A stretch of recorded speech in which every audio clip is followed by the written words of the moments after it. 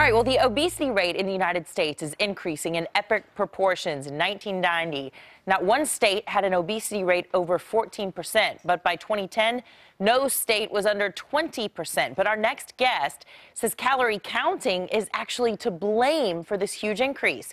Here with a few myths about calories is nutrition expert and author of the book, The Calorie Myth, Jonathan Bailor. Good morning to you, Jonathan. Thanks for being with us. Thank you so much. Very timely, as a lot of folks are waking up thinking about their New Year's resolutions and taking off the pounds. The first myth you have for us is that our body is a math problem. You say it's not a math problem, it's actually a biological organism.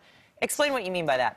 Calorie counting is a little bit like the flat Earth theory. It intuitively makes sense. Look out the window, it looks like the Earth is flat, but it's wrong. Our body is much more complicated. It doesn't mean eating has to be complicated. It just means the focus on calorie quantity rather than food quality has caused so much unnecessary confusion and a lot of sickness. Right. Well, probably the best news that I heard all day is that eating fewer calories will make you burn fewer calories. Eating more calories, yay, will make you burn more calories. How does that work?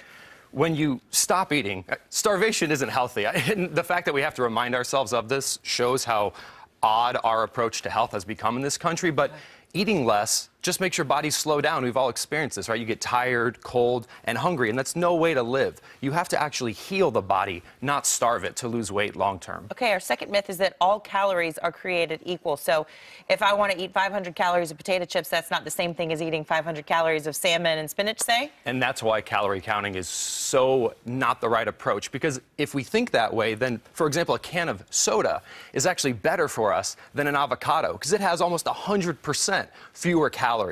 But it's obviously not better for us. So a calorie is not a calorie. Okay, so, but does that mean it's because of how we feel when we're eating it or drinking it? There's actually 4 factors. There's how satisfied it makes us feel. There's also the hormonal impact on our body. There's how many nutrients, vitamins, and minerals it provides. And then there's how likely the calorie will be stored as fat in our body. Okay, finally, all foods are okay in moderation. You say this is also a myth.